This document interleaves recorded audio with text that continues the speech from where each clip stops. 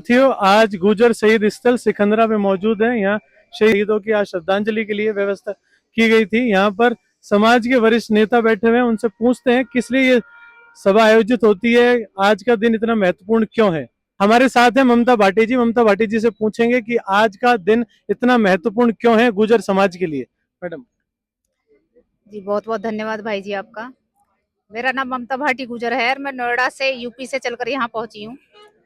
दरअसल 2008 में हमारे यहाँ राजस्थान में एक आंदोलन हुआ था, गुजर आरक्षण आंदोलन, और उसके लिए उस समय राजस्थान में भारतीय जनता पार्टी की सरकार थी। हमारे जो भाई थे, जो मातृशक्ति थी, सभी बिल्कुल निहत्थ थे, एकदम शांत तरीके से अपनी मांगों को लेकर बैठे थे। लेकिन सरकार ने उन निहत्थों पर ऐसी गर्मी में, भीषण गर्मी में अचानक गोलियां चलवा दी, और जिसमें हमारे 77 भाई अब तक शहीद हो चुके हैं, जिनमें से आपने देखा है कि कुछ भाइयों की हमारी यहाँ पर मूर्तियां लगी हुई हैं। दरअसल यहाँ पर बहुत सारे भाई हमारे एक साथ शहीद हुए थे और उनका एक साथ सामूहिक दाह संस्कार यहाँ पर हुआ था। यहाँ पर इस जमीन पर उनके लिए एक शहीद स्थल का निर्माण किया गया है, और हम प्रति वर्ष 24 मई को यहाँ पर पूरा गुजर समाज और भी समाज के यहाँ पर लोग आते हैं, सब एकत्रित होकर अपने वीर गुजर शहीदों को श्रद्धांजलि अर्पित करते हैं, और इसका सौंदर्यीकरण के बारे में जो भी और भी जो समाज की समस्या है उनको लेकर यहाँ पर चर्चा होती है। क्या ये सभा सभी शहीद स्थलों पर हो रही है या आज यहाँ हो रही है, कल कहीं और? देखो, ये मूर्तियां अलग अलग समय में स्थापित हुई हैं, तो जैसे जब भी जहाँ पर जिस मूर्ति स्थापना का जो दिवस आता है उसी तरीके से श्रद्धांजलि दिवस मनाया जाता है। यहाँ 24 तारीख को मनाया जाता है। कोई बड़ी घोषणाएं भी होती हैं शहीदों के परिवारों के लिए यहाँ?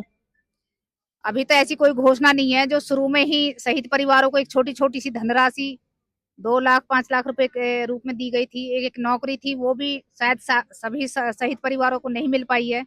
उसके सिवा आज तक कोई घोषणा नहीं है। ना यहाँ पर सरकार ने कोई सौंदर्यीकरण में अभी तक सरकार का यहाँ पर कोई सहयोग नहीं है किसी भी तरह का।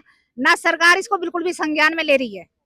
जैसा ये समाज के लोगों द्वारा ही ये इतना निर्माण किया गया है, जो यहाँ पर ये आप पार्क वगैरह, ये कार्यक्रम भी ये सब शहीद परिजनों ने अपने स्तर पर अपने बजट से ये कार्यक्रम आयोजित करा है। यहाँ सरकार की तरफ से कोई 1 रुपए की धनराशि नहीं है, कोई किसी नेता की तरफ से अभी यहाँ पर जैसे कार्यक्रम हो इस तरह का कोई सहयोग किसी का नहीं। शहीदों के परिवार ने ही यहाँ अपना पैसा खर्च करके ये पूरी व्यवस्था को सुदृढ़ किया है। जी, ये मूर्तियां तो लगवाई हैं एक भाई जो अमित ओम मावी जी थे।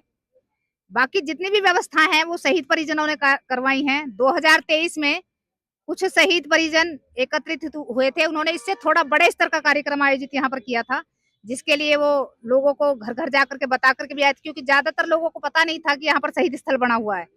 यहाँ पर लगभग 85,000 लोगों का उस समय कार्यक्रम हुआ था, और 6-7 लाख रुपए की धनराशि उस समय आई थी।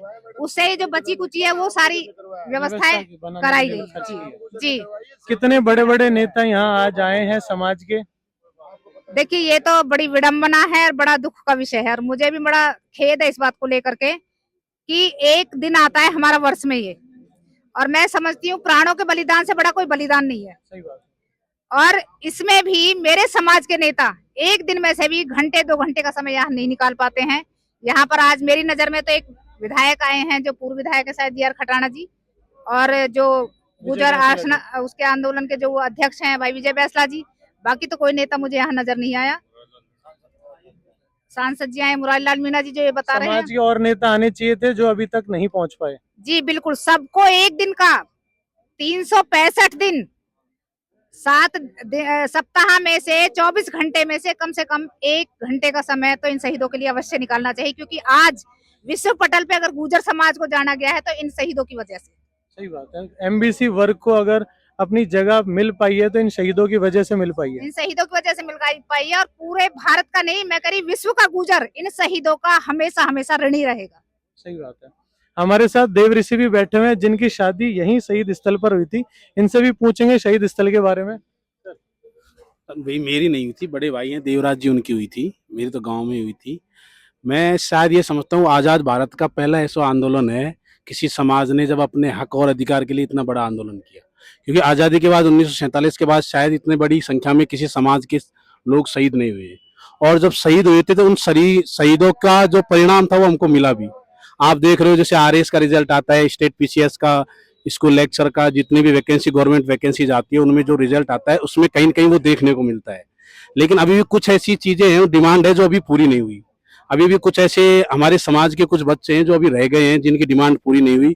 तो मेरा तो यही निवेदन है, जो संघर्ष समिति को चला रहे हैं समाज के जो रिप्रेजेंटेटिव जो सरकार में है या बड़े बड़े जो समाज के लोग हैं, उनसे यही है, जो बचे हुए जो लोग हैं जो अपनी इस संघर्ष समिति के लोगों से सरकार से डिमांड कर रहे हैं, उनकी भी मांग को पूरी की जाए। और ये आज अब देखो, जैसे दिल्ली यूनिवर्सिटी में कल पहली बार जाके दिल्ली यूनिवर्सिटी में गुजर बलिदान दिवस मनाया गया। अब से पहले शायद दिल्ली यूनिवर्सिटी में कभी बलिदान गुजर दिवस नहीं मनाया गया। तो ये सब ये शहीदों, जो हमारे समाज के जो लोग शहीद हुए थे, उनकी बदौलत बैंसला साहब ने मूवमेंट चलाया। उसके साथ और भी बहुत सारे लोग थे जिन्होंने लगातार 20 साल 25 साल संघर्ष किया। उसके बाद जाके समाज आज यहाँ है। लेकिन सामाजिक रूप से तो समाज बहुत आगे जा चुका है। सामाजिक रूप से आप देखोगे गवर्नमेंट नौकरी वगैरह भी आ रही है, लेकिन राजनीतिक रूप से अभी इतना परिपक्व ये समाज नहीं हुआ है। जितनी पॉपुलेशन हमारी राजस्थान में है, जितनी पॉपुलेशन आप पश्चिम उत्तर प्रदेश में देख रहे हो, हरियाणा में देख रहे हो, लेकिन उस स्तर पे अभी ये चीजें राजनीतिक रूप से हुई नहीं है। तो सामाजिक रूप के साथ साथ हमको ये भी देखना है कि राजनीतिक रूप से समाज कैसे मजबूत हो। इसके लिए भी हम सब लोगों को बैठ के इस पे चर्चा करनी चाहिए कि आज यहाँ समाज की महत्वपूर्ण बैठक में कौन कौन से ऐसे खास मुद्दे थे जो उठाए गए और नेताओं तक पहुंचाए गए। देखो, आज का सबसे बड़ा मुद्दा ये था कि हमारे जो वीर शहीद, जिन्होंने हमारे समाज के लिए इतना बड़ा जो त्याग किया है, उनकी श्रद्धांजलि सभा थी। सबसे महत्वपूर्ण मुद्दा तो ये था। और यहाँ पे तमाम लोग इसीलिए आए हैं कि श्रद्धांजलि सभा उनकी आत्मा को संतुष्टि मिल सके और उनके परिवारों के आंसू हम पहुँच सके, इसके लिए सारा समाज यहाँ पे एकत्रित हुआ है। बाकी जब समाज इकट्ठा होता है तो छोटे मोटे मुद्दे निकल के आते हैं जो पहले से चल रहे हैं, और उन पर चर्चा हुई है, लोगों ने अपने अपने मुद्दे रखे हैं।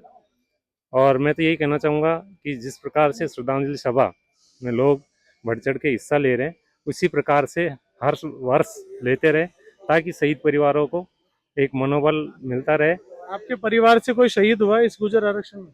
मेरे पड़ोस से, मेरे गांव से, मेरे मकान के जस्ट बगल में हरिमोहन जी फौजी जो शहीद हुए हैं, और उनकी डेड बॉडी मैंने, जब मैं ऑन सर्विस में था, मैं आर्मी से रिटायर्ड पर्सन, प्रेजेंट में भूतपूर्व सैनिक जिला अध्यक्ष हूँ, और उनकी बॉडी मैंने जयपुर SMS हॉस्पिटल में देखी थी उस टाइम। और हमारे बिल्कुल पड़ोस में ही है हरिमोहन जी फौजी। आपके परिवार से कोई शहीद हुआ है इस गुजर आरक्षण में? बिल्कुल सर, मेरे परिवार से मेरे दादाजी जो सिकंदरा में शहीद हुए थे, और उनकी डेड बॉडी जयपुर से हमने प्राप्त करी थी। हमको 2 दिन में जाके डेड बॉडी मिली थी। यहाँ पर कितने शहीदों की मूर्तियां हैं और वो शहीद किस किस क्षेत्र से हैं? यहाँ पर सिकंदरा में 24 मूर्तियां हैं जो 2008 में गुजर आरक्षण में सिकंदरा में शहीद हुए थे, उन्हीं की मूर्ति यहाँ पे लगी हुई है। सभी यहीं के निवासी हैं? लोकल दौसा जिले के ही, और ज्यादातर सिकंदरा के आसपास के निवासी लोग हैं। गुर्जर समाज के सभी बड़े बूढ़े वरिष्ठ नेता, सभी आला अधिकारी यहाँ पहुंचे और ज्यादा से ज्यादा संख्या में पहुंचना चाहिए था, लेकिन ज्यादा नेता नहीं आ पाए, खास नेता आ पाए। समाज के नेताओं से निवेदन करेंगे कि ज्यादा से ज्यादा संख्या में ऐसी जगहों पर पहुंचे, समाज को एकजुट करने की कोशिश करें, समाज के युवाओं की आवाज को मजबूत करने की कोशिश करें।